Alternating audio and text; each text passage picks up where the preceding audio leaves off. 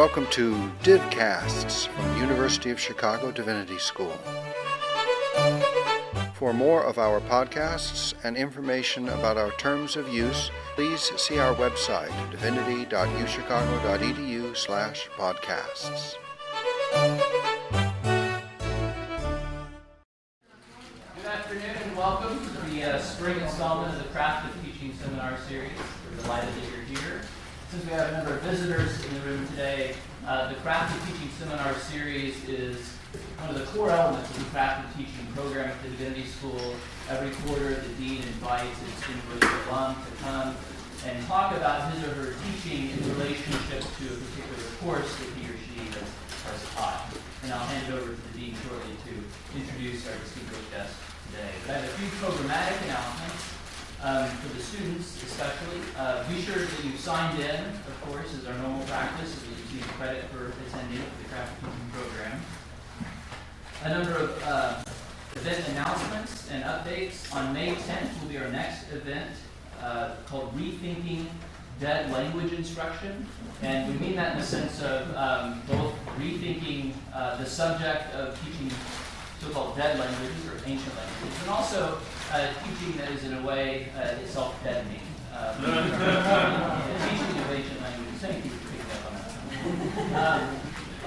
So Alex Lee in the classics department, who has thought a lot about modern language pedagogy and how it might relate to ancient language pedagogy, will come and give a presentation and facilitate a discussion. There's a packet of material, theoretical readings that will support what he has to say available on the website, so I do encourage you to download that and read it in advance of the workshop, and free pizza will be provided. So that'll be May 10th. And everyone who may think that they might teach an ancient language at some point in their career, if you're in historical studies, is invited to attend no matter what language you might be teaching.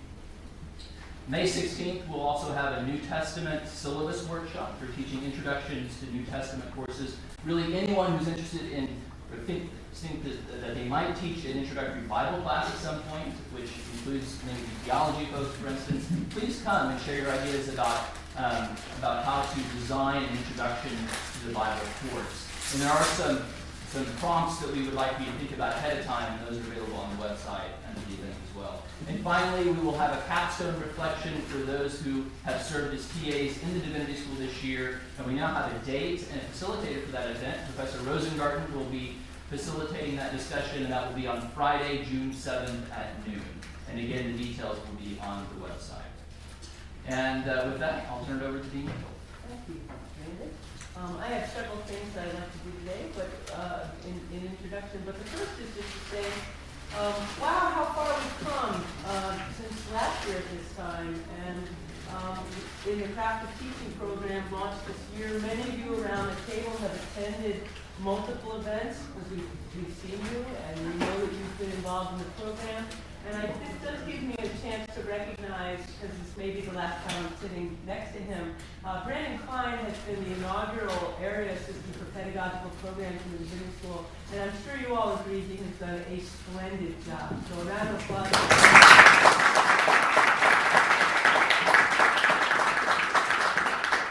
Well, thank you to Dean Mitchell and to all of you for the invitation to be here this afternoon.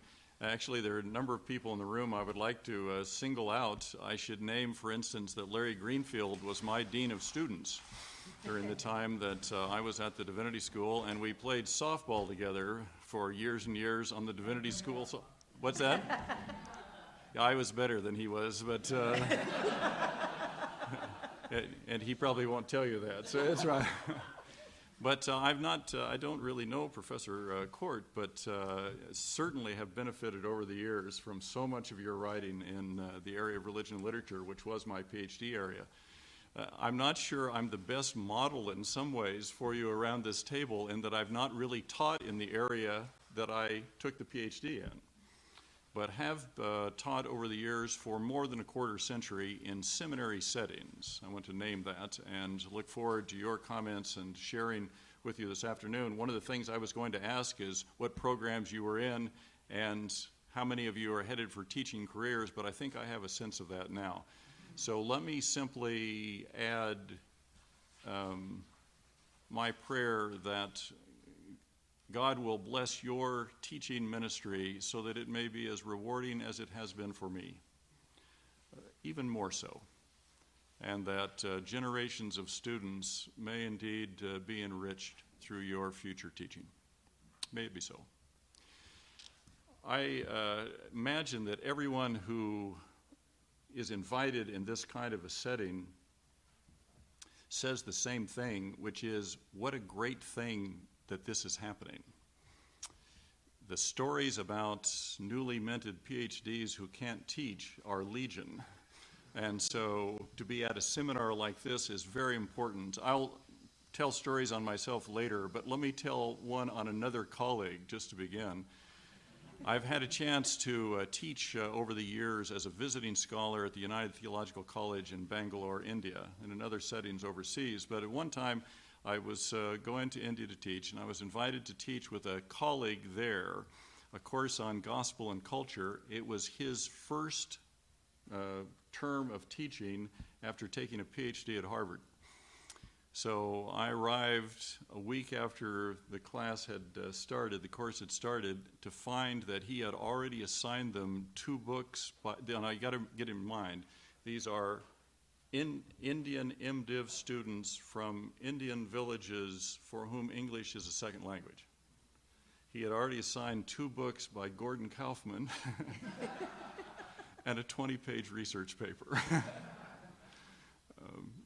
To say that they were sort of deer in the headlights doesn't say enough. You've got to be able to understand, of course, with whom you are in conversation and to whom you're teaching, and that's a most important part of any kind of lesson. And I think that these seminars are a most important way of furthering your own education.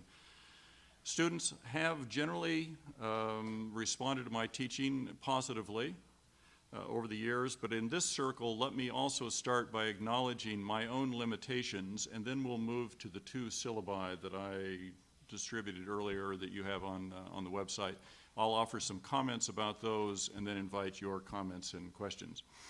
The first limitation is that and I'm very interested in Margaret's comments about this, for half of the time that I have been in the classroom, I've also been the dean of a seminary. This is not easy and has certainly taken a toll on my teaching. So I simply named that. During 10 years that I was dean at Lexington Theological Seminary in Lexington, Kentucky, I taught 3 courses a year, 1 each semester and 1 short-term course in January. This was very difficult to do that in addition to trying to keep up with scholarship and had 2 small children at the time. Often something has to give. And so I guess I say it, I hope this is the right way to say it, that indeed work hard, but live life. How to balance those things is always a challenge, and I simply name it because in my own life I have not always done it well. Also, on average, during the 25 years that I've taught, I have traveled some part of about 35 weeks a year to speak somewhere, often in the church or in the ecumenical movement, or to attend meetings related to them. This has enabled me to stay on the cutting edge of scholarship, and so I commend to you those sorts of engagements. Often in courses on ecumenics or interfaith relations, we were reading stuff hot off the press because I was involved in helping to deal with it, but that also took an enormous toll. So again, how to balance these things is a real challenge. A third thing I have to acknowledge is that I have been resistant to new technology. Some things are easier for some persons than others. I tend to prefer guided discussion that involves close reading of texts, and I tend not to use technology very effectively. In the course on theology in an ecumenical context, which you have a syllabus for, we do have distance learners as part of that course, but my younger colleague with whom I teach uses the technology much more effectively than I do. So again, I simply acknowledge that limitation. When you look at these syllabi, you will not see some of the perhaps creative use of technology that's now possible. And then again to say, I have always taught in seminaries or in schools of theology. So many of you may be headed for teaching in undergraduate settings. Those are, they require different ways of thinking. So I hope some of this translates for all of you into your own settings, but I have to acknowledge that. One other preliminary comment, I've tried to think about my teaching in preparation for coming here, and I guess what came to my mind as I reflected on it is that somewhere in the first decade of teaching, I crossed a line when my priority was clearly on enabling others to learn rather than demonstrating to them what I knew. Did I say that the right way? Yeah, you did. It's a very subtle line to cross in your own mind, but to be willing to ask questions that are less than sophisticated, or to hold back information that you have in order that others can fill it in and learn for themselves. Very important. You all know this around the table. I simply bear witness that it's difficult to do when you're first in the classroom. That makes John's nodding as well. So with those kind of preliminary comments, let me turn to the two syllabi which were either available at the door or which some of you may have downloaded in advance. One of these I chose because it's a course that I'm now teaching at the School of Theology and Ministry in Seattle. It's the course on theology in an ecumenical context. I am teaching it with a colleague. That may itself raise questions, and I'll try and address that briefly. The other course I decided to put your way because it's an attempt to draw on my Ph.D. field, which is religion and literature.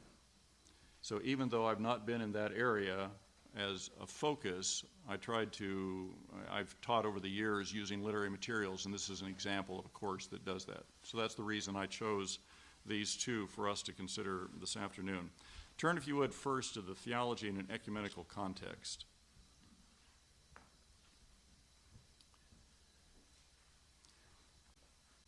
As Dean Mitchell indicated, I have, for most of my teaching career, been in seminaries related to the Disciples of Christ or the United Church of Christ. I was for half dozen years. I left the Divinity School. This was a gamble, and went to the World Council of Churches as a theologian in the Faith and Order Secretariat of the World Council of Churches. That is the kind of heavy-duty theological dialogue, and so a guy with religion and literature, as I will tell this afternoon in my lecture, was not entirely prepared for what I set out to do in Geneva. You're not feeling the full weight of this, I can tell you. When I arrived, I remember, I'll say this afternoon also, but I remember telling someone on the commission who was in Geneva that my background was in religion and literature, and this was a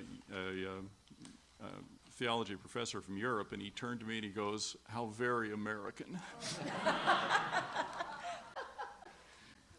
But I'll also say this afternoon, I found that my background prepared me to think synthetically, to keep multiple balls in the air, and that was enormously useful for work in the ecumenical movement. It also, for work in ecumenics, I'll say this to Aaron, who certainly has that interest, you have to have a high ambiguity quotient.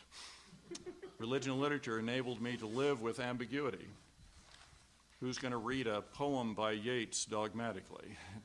It demands dialogue in ways that were very useful for my own work ecumenically. So while it didn't directly translate, it certainly was good preparation for that.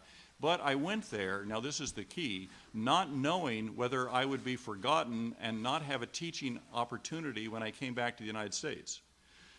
I say that because some of you may face those kinds of considerations also.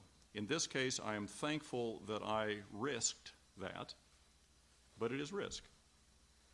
As you leave here, you will be, in some ways, better known through the AAR or other channels than you might be if you go to Europe or Asia or Africa or wherever.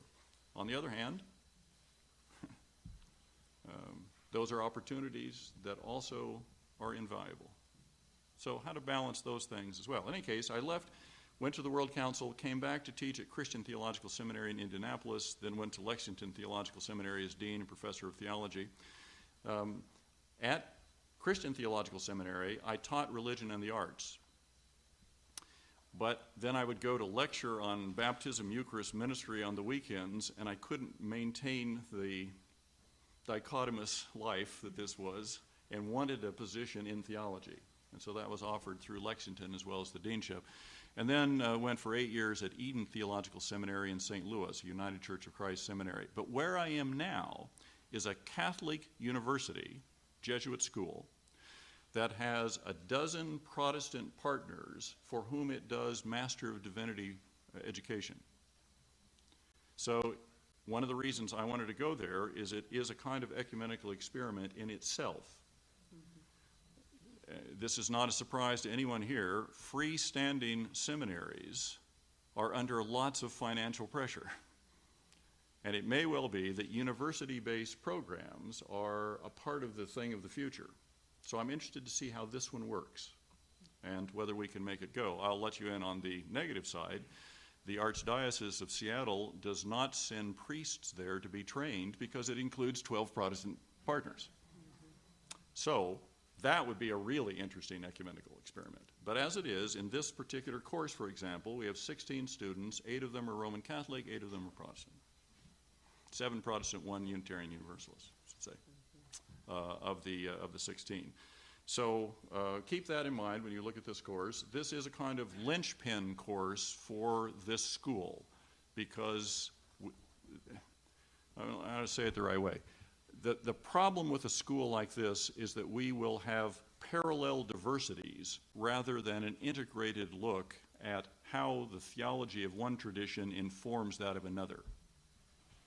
So part of what we're interested in here is for the students to understand their own tradition and to bring it into conversation early on in their time in the School of Theology and Ministry with that of other traditions around the room, and to understand them sufficiently deeply that they can engage in conversation about those things, and to note how the ecumenical movement has also addressed some of the areas of division between and among them.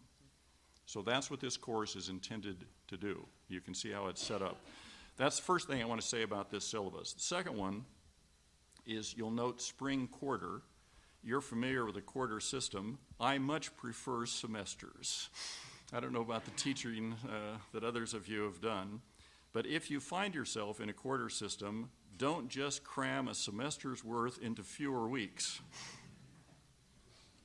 These require different ways of thinking about the material. Am I getting nods also? I'm one who comes from the semester system of the quarter, and I realize the danger in doing that. Third thing to say about this, you'll note that I am co-teaching it. Co-teaching is quite difficult. The intent here is to have professors with diverse perspectives engaged in a course that deals with the diversity of the church. That usually means a female colleague from Latin America and someone like myself. But in this case, I showed up and am the obvious person to teach this course, but we already have a dean of ecumenical and interreligious studies who is himself an accomplished ecumenist, Michael Trice. And so the dean said, let's put the two of you. So they've got 2 white guys teaching this course on the diversity of the church. There's something wrong with this picture. Nonetheless, it's important to acknowledge that. And the students also recognize that we come from different theological perspectives, which allows us to show that. In some ways, it helps that I'm the senior colleague in this, but he's the dean of the area.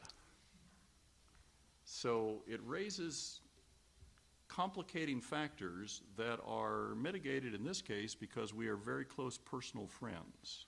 Very important that we continue to talk about ways that we could trample on one another's space in this course. A fourth thing is that I used to be a syllabus minimalist, but I now see the advantage of stating clearly in the syllabus the assumptions behind the course and the expectations that I have for those who take it. You can see that in the course description and the various assumptions that follow. In this case, I think you can see that we construe this course as an introduction to ecclesiology, in part because we think that's missing from the rest of the curriculum. So you can shape a course like this in various directions. We do so with an eye toward the broader curriculum, not just this particular course. As you were talking about teaching dead languages, I'm tended to think at times that ecclesiology is one of those. So it's important that we recover some of that language as well. If you turn to page 3 of the syllabus for just a moment.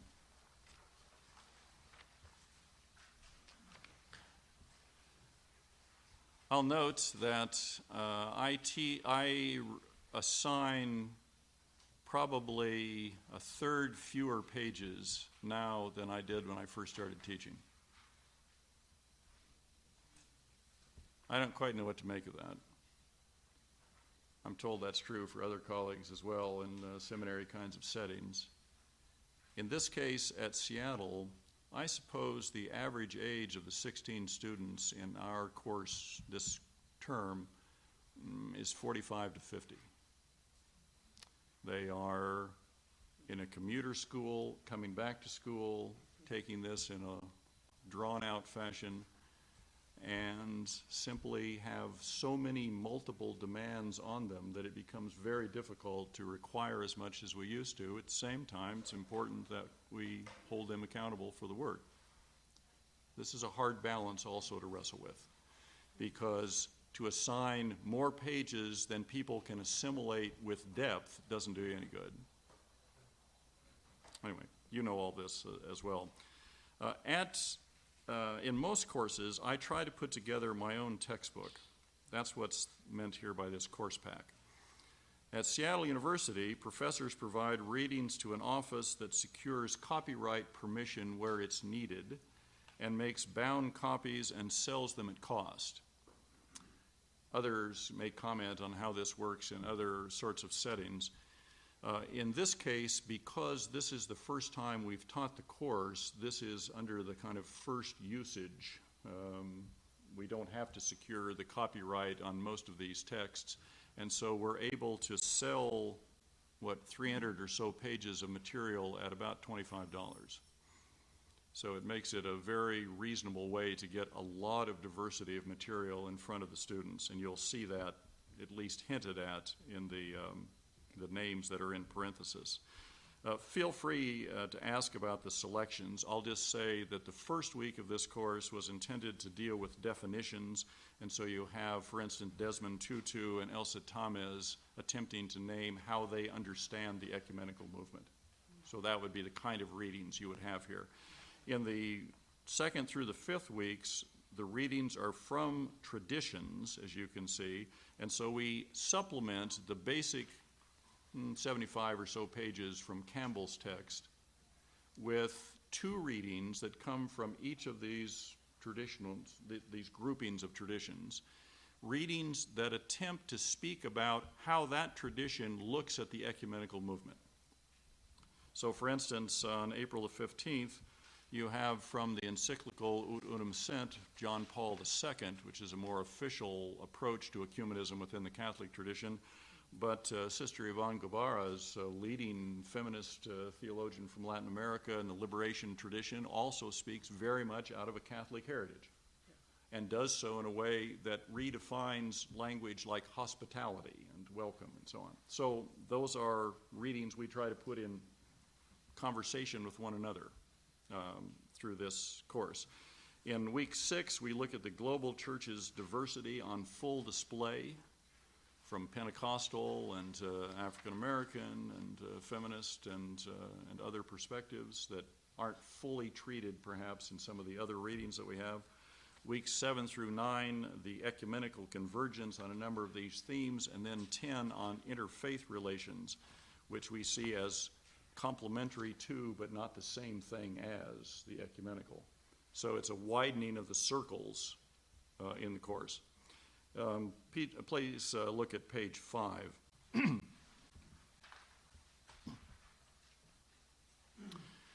Again, I'm interested to hear other colleagues, and some of you who are teaching now, address this. But I try to make sure that assignments are clear without stifling creativity. So you see that in the way in which these first two papers are described. And I will take credit for this. Because of Michael Trice's administrative assignments, much of this syllabus was put together by myself. And so I've tried to reflect things that I also have learned over the course of teaching.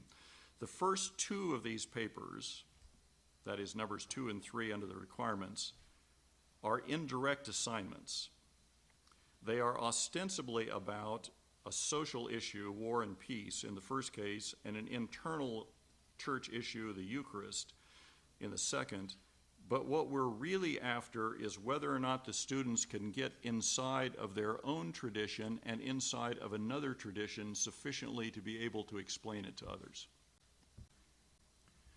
So you can see the way in which the papers are set up to try and address that.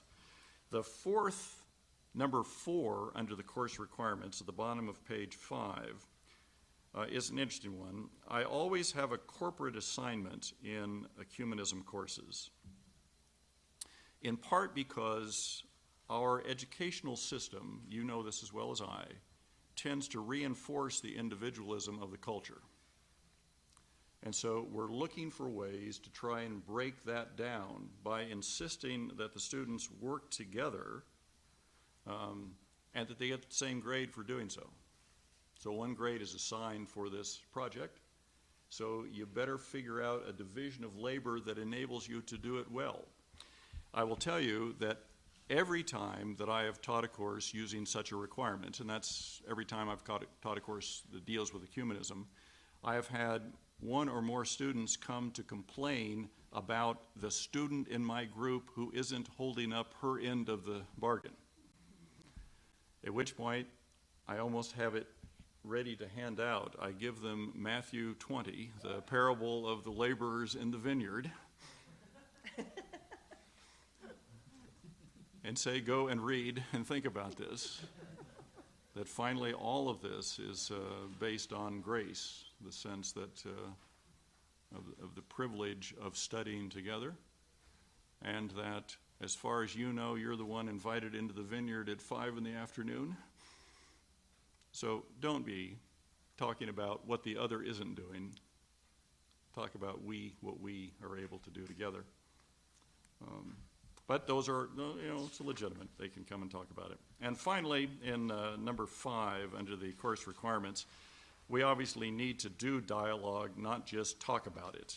This also is a form of accountability, and so we build that into every course, or I try to, that deals with ecumenism. I have, by the way, in my briefcase over here, the corporate assignment, excuse me just a moment, done by a course, a class of students last fall on the ecumenical dimension of Christian ministry. And I told them their assignment was to do something that would be of use to congregations as they engaged with ecumenical themes. And they put together the most fabulous brochure which names various principles of ecumenical work, how it's lived out in congregational life, and the resources you can turn to in order to further it. Provided a way online for people to download this and fill in their own local contexts. And it's now been distributed by the National Association of Ecumenical and Interreligious Staff and is being used across the country in various congregations in order to promote ecumenical work. That's exciting, it seems to me, to students who are in this kind of a setting, and to offer that sort of a possibility is important. Or I will sometimes take a text hot off the press from the World Council of Churches, and they may have invited response from major scholars or churches around the world. I will say to our students, okay, we're going to respond. It will be sent to the World Council, and it will be a part of the official response that goes into this text. And so then I write to the colleagues in Geneva and I say, you had better write a nice thank you. Because the feedback from there is also an important part of this assignment. Let me just say a brief word about the other syllabus, and then I'll pause and I'll stop and we can talk about both of them together. I won't spend long on this one. I'll note that in a course such as this one that uses both theological literary materials, I also bring a number of things for them to read together in class so that they encounter some things fresh, not having read it at home. And particularly in a course like this, poetry, which is ample for all of the themes that you would see in this course. You can read through the various kinds of things that I assign. All of this would change, of course, with the historical context. Over on page 4, you'll note, for instance, the readings from the National Conference of Catholic Bishops or the UCC General Synod. I always try to include corporately produced materials from the churches, something that is relatively new and fresh and that you can't simply find in a text, that you would encounter out of the church itself. Under the requirements, I haven't usually given exams in the graduate level, except when I want the focus to be concentrated on what we are reading, not on additional research. And that's the case here, where I want close reading of these texts. Sort of a fun story about dealing with deans, I guess. In the winter, they asked me to teach out at Seattle a course that I have kept over the 25 years that goes back to my Ph.D. work called Literature from Around the World. It's the one course that I've tried to teach over these 25 years. It's great cross-cultural study, introduction. And so we will read our ways through the Caribbean, across Africa, the Middle East, South Asia, Far East, and so on. And it's a wonderful way, and it also challenges me to keep abreast of the major things that are coming out of these parts of the world. So it's a challenge to me, and I find that it's useful for the students. So I indicated that I would be doing an exam in there, again, a take-home, because I wanted the focus to be on those things that we were reading. And I was told by the dean, we don't give exams at Seattle University. Well, I said, now we do. Because I think it's educationally appropriate. Now, don't challenge your dean too openly. On the other hand, there is a way in which the professor has a right to say, educationally, I think this is the best way. And I have found that a dialogue that ensues is often very fruitful. And that's what happened in that course as well. I have an example of an exam that I gave that you're welcome to look at, but for instance, it included a reading of an essay by H. Richard Niebuhr or of a short story by Anna Langfuss, so that they had to read something that we hadn't assigned for the class itself and deal with questions that I put to them from it. So that would be an example of this. And finally, this third of the requirements, a paper on the implications of this course for ministry. I almost always have some such assignment. What are the implications of all of this for the ministry that you will be doing? And often that produces very creative results, and I've had a number of students over the years tell me they have put into practice the thing that came out of the course for that assignment. So probably very successful in my judgment on trying to do it. By the way, I turned all of these into lectures, first given at Bright Divinity School around 1995, which was the time of the normalization of relations with Vietnam. Lectures on theology and literature after Auschwitz, theology and literature after Hiroshima, theology and literature after Vietnam, and didn't publish it beyond that, but often you'll find that the stuff you're doing in the classroom will certainly give rise to material then that you are able to present in other settings. I hope, friends, that this is a useful way of sharing some of the things I've tried to do and putting before you these syllabi, and I'm very interested in your questions or comments. Please. Thank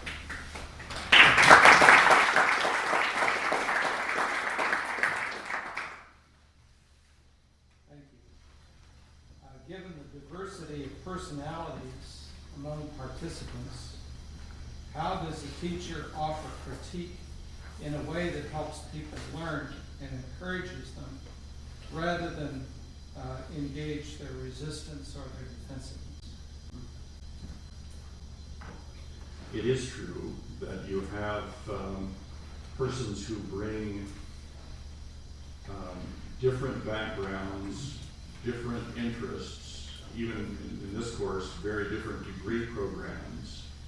And it makes it, it means that one size fits all doesn't always work. What I try and do is on the first assignment, which we just, by the way, gave back this first paper, is to issue an invitation for students who don't seem to be quite tracking with where I hope things are headed, to come in for an individual conversation this coming week. In other words, before they do another assignment or before we get further into the course, so that there's an opportunity for us to talk one-to-one about where they're coming from, what kinds of ministries they intend to be doing, and how we might indeed address questions that they're bringing to the course in future class sessions. So part of it is to try and get a sense in the class discussions of the early weeks and then also in the first assignment about what those differences are. You can't presuppose simply by looking at somebody what kind of diversity they will represent.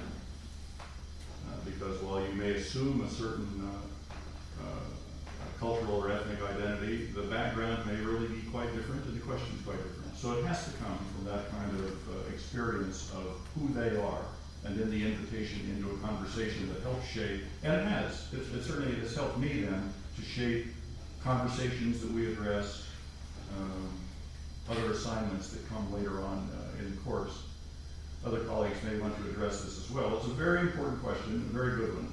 I'll note one other thing. You probably, I don't mean to generalize about psychological tests, but it often is the case that those of us sitting around tables like this are introverts. Otherwise you wouldn't sustain the grind. Many of the people you will be teaching in seminary are not. So that it raises also the way in which I tend to teach often doesn't fit with the ways in which some of the students there learn. That's been a real challenge for me over the years, to realize that my own expectations for how I would learn have to be modified as I listen to students.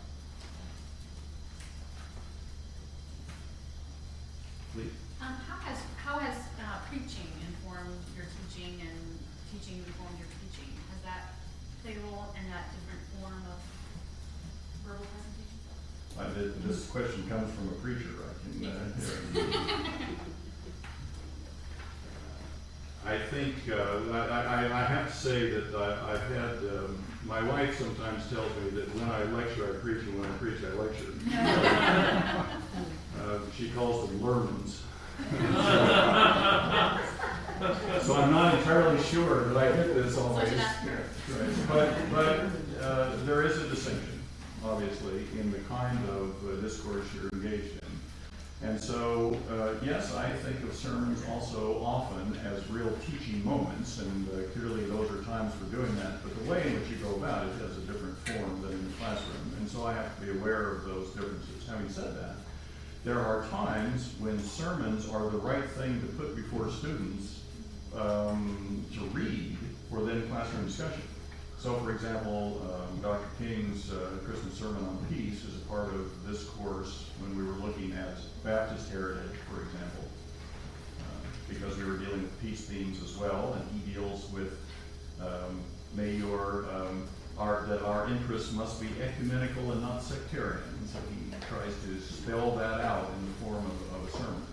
So the readings often are very useful in that way. But I don't think in the classroom I should be preaching in the same way that I do when I'm in the congregation. It's important to realize those differences when I do it. Because obviously this also is more inviting and engaging in a way that allows for that immediate feedback. You have to ask for it in a different way, I think, probably in the congregation. So we have to think about how those are structured as teaching opportunities. But your comments on limits, I think, were helpful. I realize sometimes my preaching effectiveness may be limited by where I am spiritually, and same with where I am intellectually. Yeah. Oh, absolutely. Yes.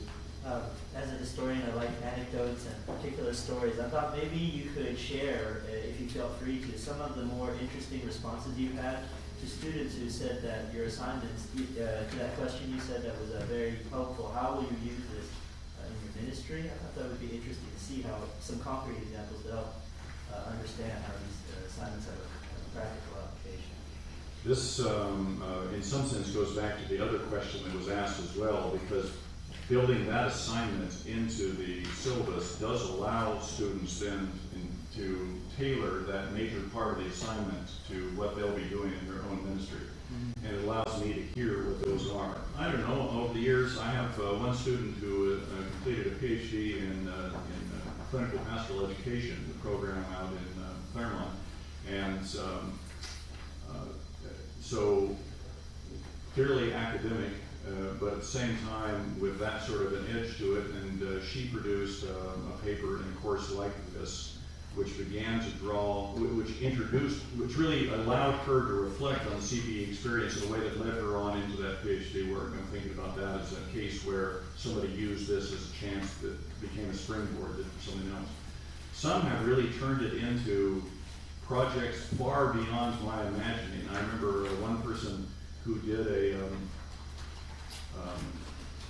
sort of ecumenical love feast service and produced an entire service that could be used in different settings that would be non-Eucharistic, but drawing on, in this case, his own Moravian heritage in ways that lifted up the Moravian heritage and an ecumenical edge to it, and produced a piece which is used now in different settings. I have to think about the most creative ones.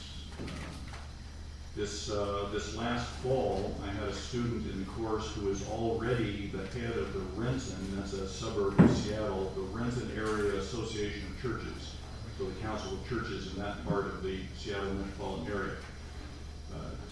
So she wanted a chance to think through the theological foundation of that conciliar life, because like most examples of local ecumenism, it was focused on cooperative ministry, but not necessarily with great theological depth.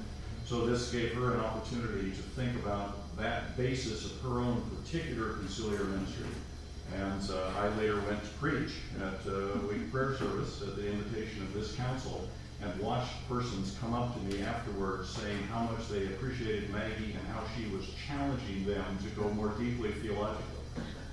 So without showing the scaffolding, she clearly was trying to do what she had written about in the course. I had one student in there last fall who is particularly gifted in music. And so she put together a resource of music from Cantate Domino and other ecumenically produced songbooks, which could be used for local settings as well. So a number of things like that came out of their particular ministries. I wonder if I could return to your opening sentence in which you invoked the deity, and I'd reflect on the difference between your context and my context. If I were to do that in my class, the shock consequence would be about equal to my saying I'm feeling particularly horny this morning.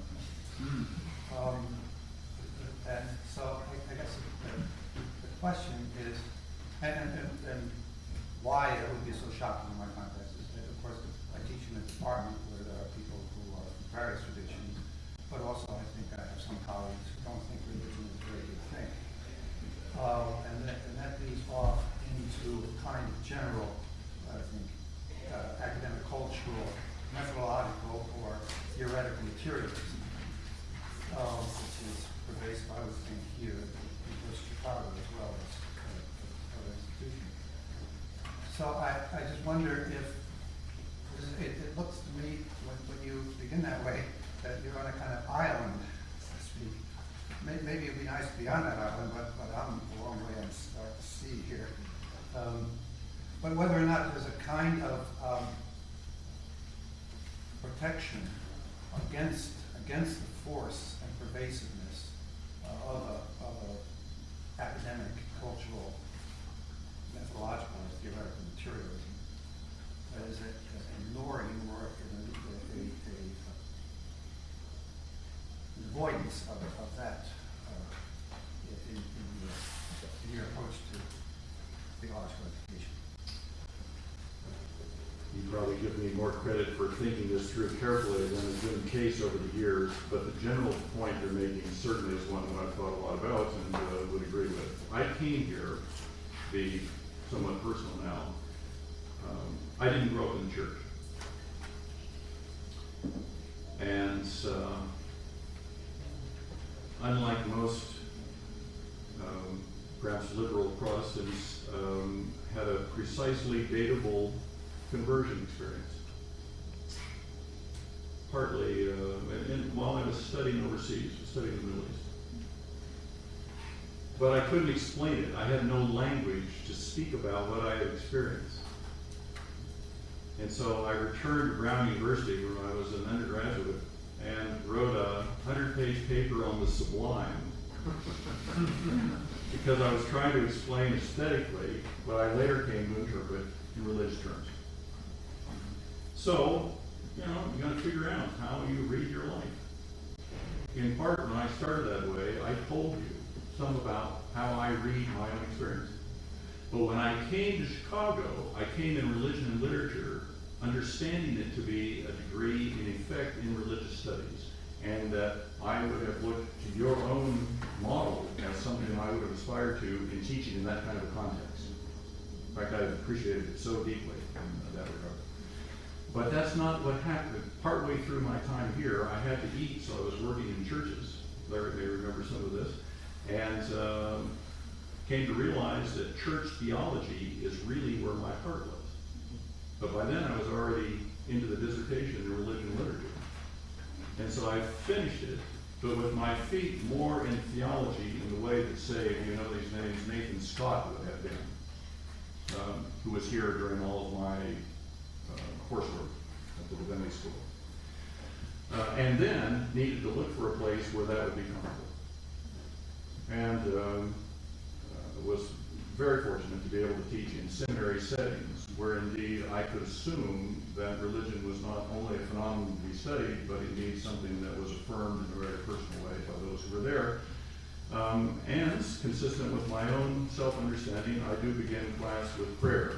But I do it in a way that also shows pedagogical intent.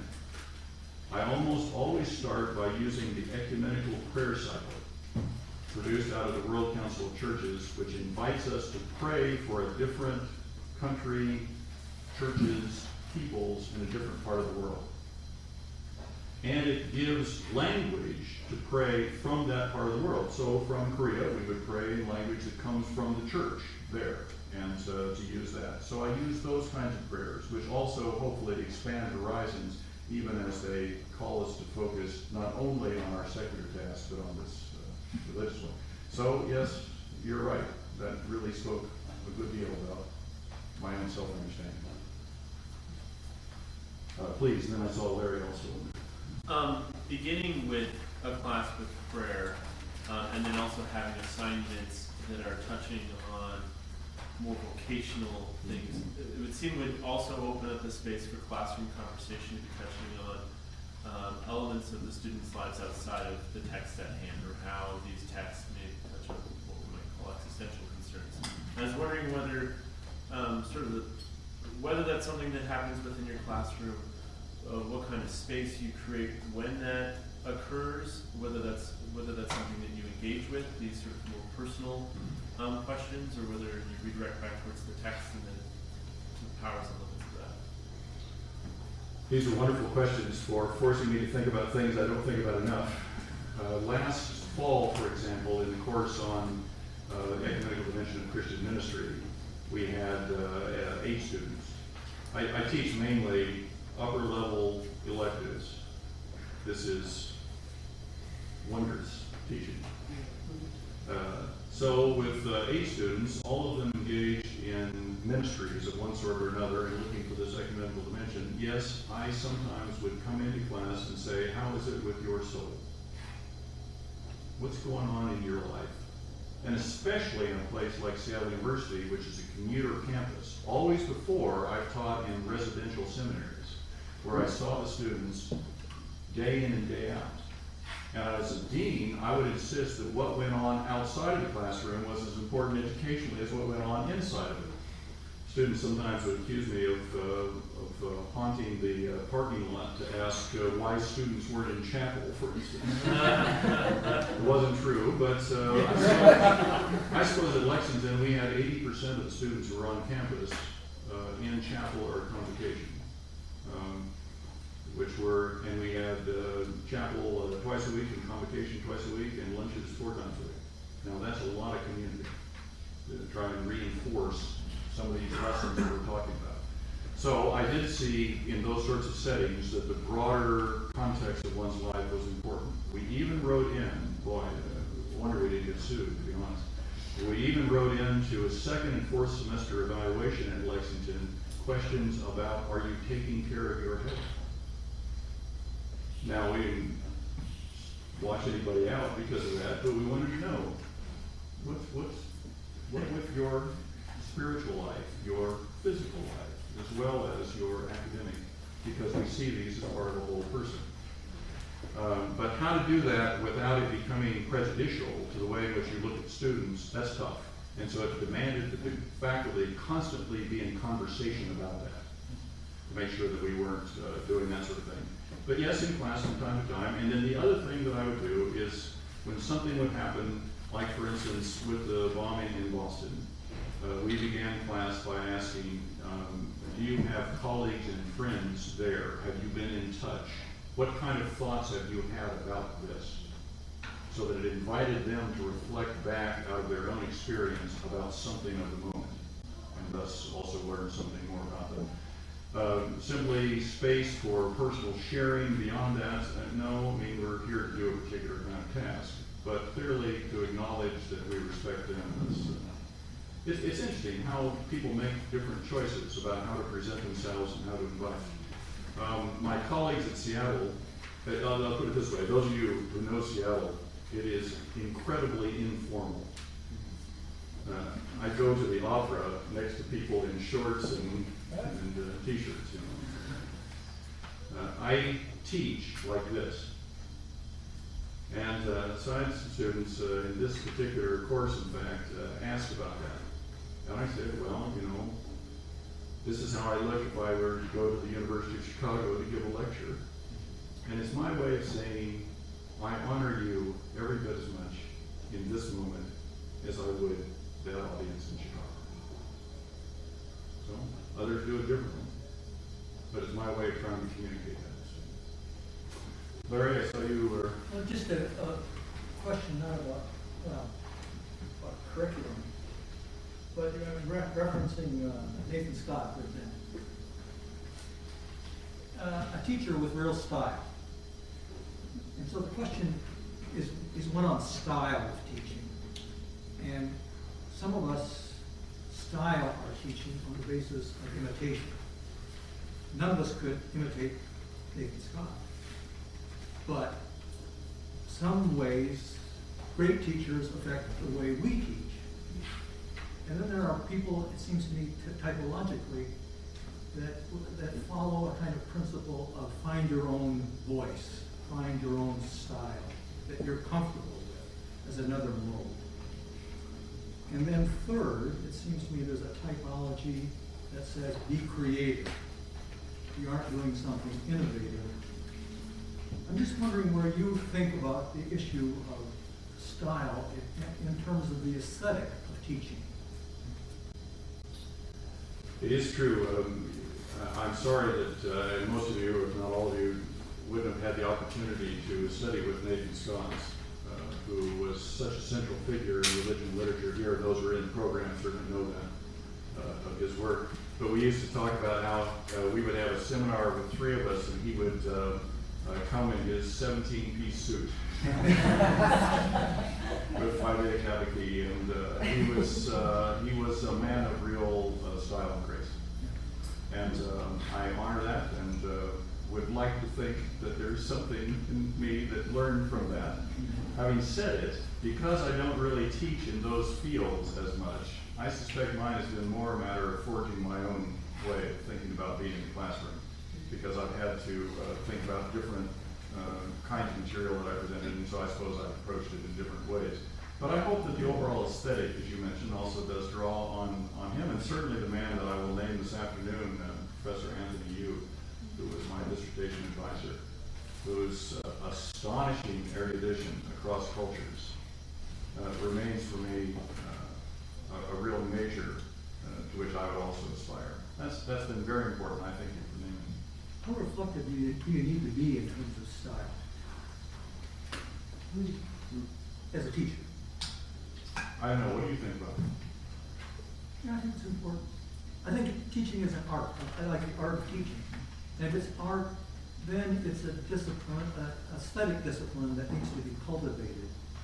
And I was thinking while you were talking of Bernard Balin's book on the way art happens, innovation in art happens, that there are basic kinds of norms that guide art. But innovation in art happens in the province, in the provincial, and so on. That in the metropolitan areas, we tend to fall into tropes, into established norms, and don't prize innovation all that much. So I think it's, myself, I think it would be important to be reflective about the aesthetic of the teaching, of the art of teaching, and work on it. I appreciate that very much, and I certainly agree that this is something you can get better at with practice. How different Bernard Balin's style from Nathan Scott. Yeah. A soft-spoken, gentle person. I mean, not that Nathan was not gentle, but Bernard Balin was. Yeah, he was my Drew attention by his quietude and his. Yes, and that's a reminder also. But he would say, because he was originally from California, about Richard Nixon, he makes me so damn mad. But it's a real reminder also that one style, that there's no right style. I mean, obviously, various ones will be effective, and to be yourself is an important thing. Let me add one other thing that this gave rise to for me, and that is to find colleagues, which may not only be the ones on the faculty, though surely those.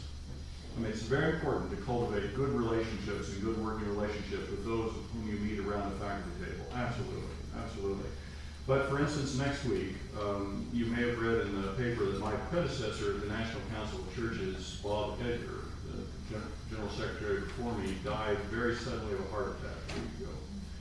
And so I am flying back next week to attend his memorial service in Washington, D.C. on Wednesday. But I am catching a damnable flight back in order to be back in time to meet with the disciples' clergy on Thursday morning. Because it's important for me to be with them once a month. Now, that's not the academic colleagues, but for me, that's a crucial part of it, the church community, as well as the wider ecumenical community. That may well be different. It may be feminist networks, it may be other networks for you that provide that sense, but to find those and to really be aggressively part of them, I think is important. Please. So you mentioned a little earlier that you had, relatively speaking, an older set of students for your ecumenical class. For example, I noticed that you meet rather late, 6 to 9. So I was just seeing if I could mine for tips on how to deal with different ages in teaching. Just generally, whatever you want to say. Well, I will note first of all that my biorhythms are at low ebb at this time of night, so that's often hard also. If the course were at 5:45 in the morning, I would be just fine. Some of you may not be there, but so it's so for instance with the literature from around the world course, this is a side note to what you asked. I said, we have to eat, friends. So let's eat cuisine from all the cultures that we're reading literature from. So we had a feast every night that we gathered, eating our way around the world as we read the literature. And that added to the entire experience and simply fit with that particular time frame. But the time frame fit with the students because of the commuter character. I don't know that I have real insight into what to do across the different age cohorts. I will note the real irony to me that everyone feels that the other has the advantage. The older students think that the younger ones certainly do because they're right out of college or whatever and are ready to study. The younger ones think the older ones do because of experience. And so one of the things I've loved about seminary teaching is the mixing of generations. That's a real joy to me, and I try to put them into conversation with one another so that they learn from one another. How to teach across that, I'm not sure I'm good with that. To come back to the question of relationships, I was fascinated to hear you say, almost as an aside, that some of the challenges of teaching collaboratively were offset by your friendship with your partner in the class. So I want to ask about friendship within departments, both the possibilities and the challenges of that, as not only a way of making possible certain kind of formats of collaboration, but also on changing or developing a kind of style or cast of the quality of the work that's being done in the classroom, in the department, perhaps in an analogous way to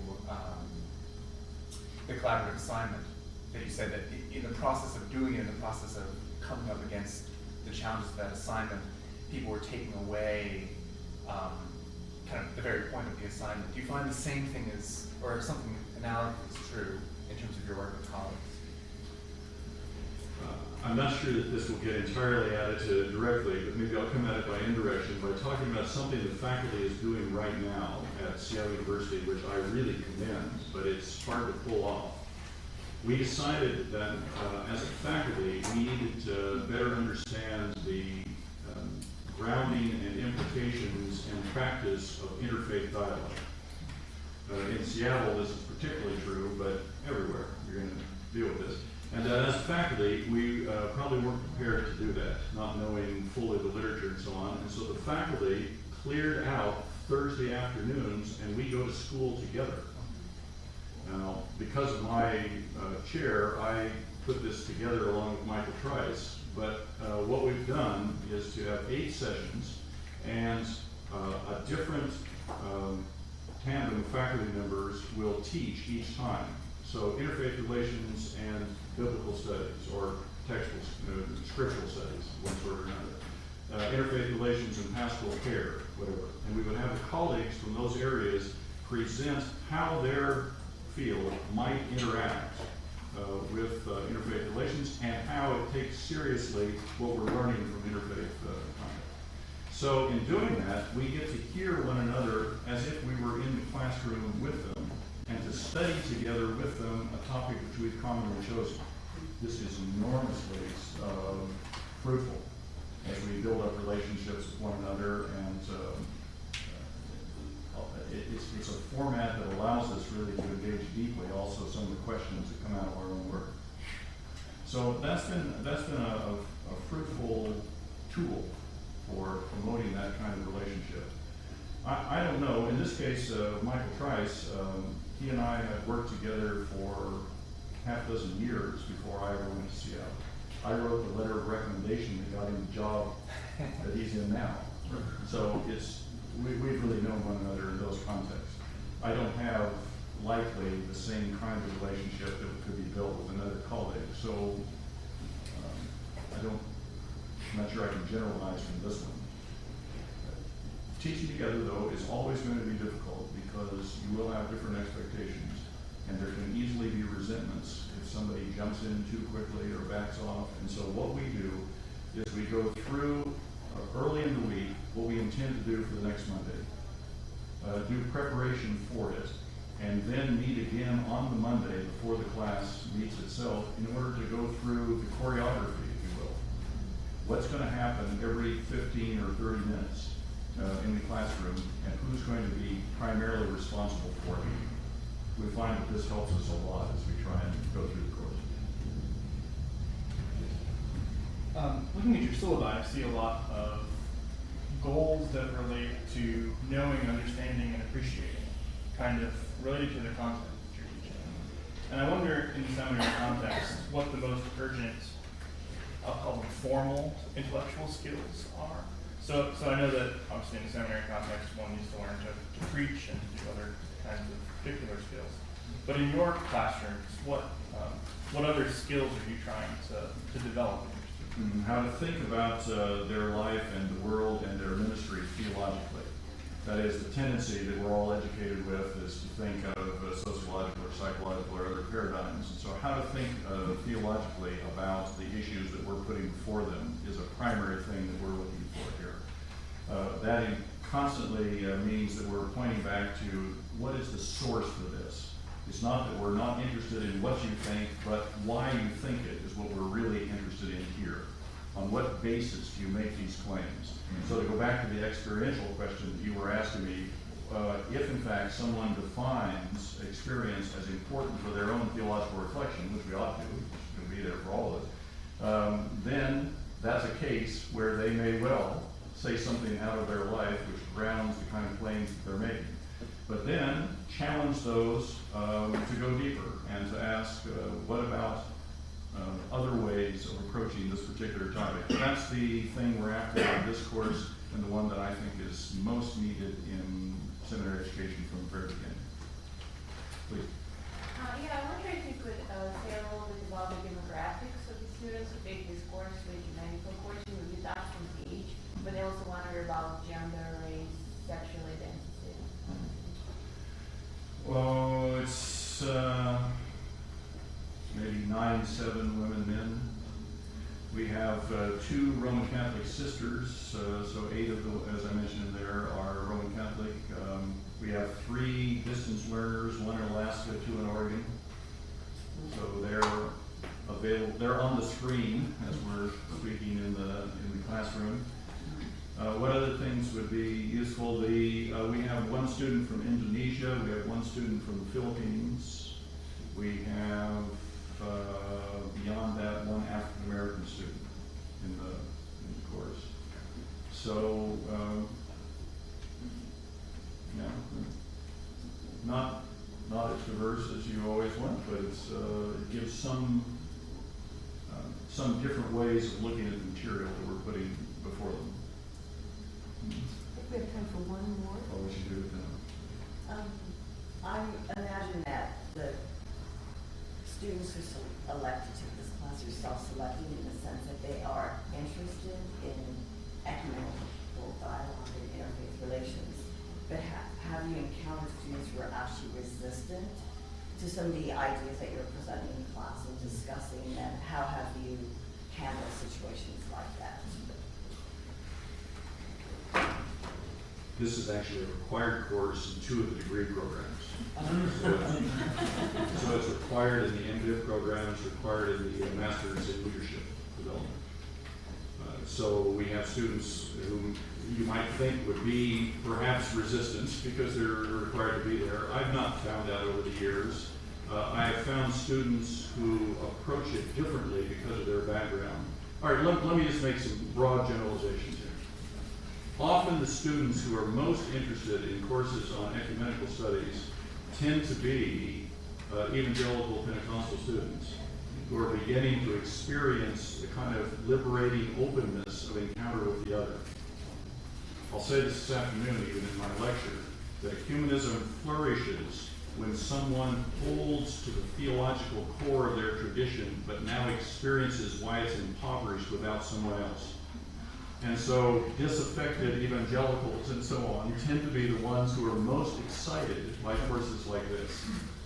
And the ones who aren't tend to be from the mainline churches who, if I can say it strongly, have domesticated the ecumenical impulse, turning it into business as usual.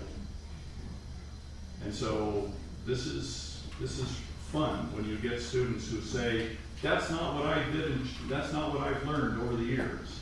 But you can experience in them a desire, how they feel the pull of it. I've not had anyone who was simply so resistant that they didn't feel that. I want to add one other thing about the demographics, and it goes back to the question of personal experience, because this last week I was kicking myself for doing something that turned out to be the most meaningful thing I did all class session. There are, I suppose, 3 or 4 of the students in this course of 16 who have, in some way or another, identified themselves as gay lesbian. And you wouldn't necessarily know any of my backgrounds, but unless your name is Nobledale, maybe. I was nominated in '91 as General Minister and President of the Disciples of Christ in the United States and Canada. And the nomination was defeated because of my strong, outspoken support for the gay and lesbian community, to the point of death threats and very nasty business. I don't talk about that in class except when it slips out. There are certain moments when I'll say you need to know when it's important to stand firmly. There's some things, for instance, there are limits to dialogue. Some things which we simply say no are so contrary to the gospel that we say no to that. And obviously some have said that in the reverse, but some now are saying no to those who are intolerant of it. And so the other night in class, I used an example from this nomination experience and then kicked myself all the way out the door because I thought I was being too personal and experiential.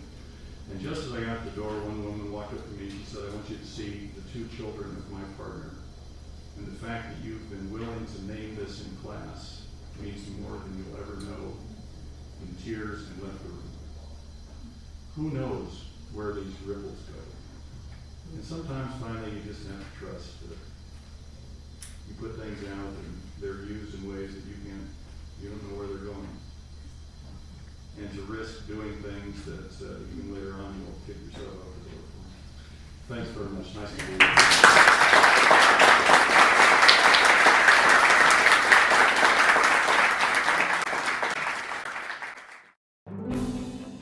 We thank you for listening to or viewing our podcast. For more information and for other podcasts, please see our website, divinity.uchicago.edu/podcasts.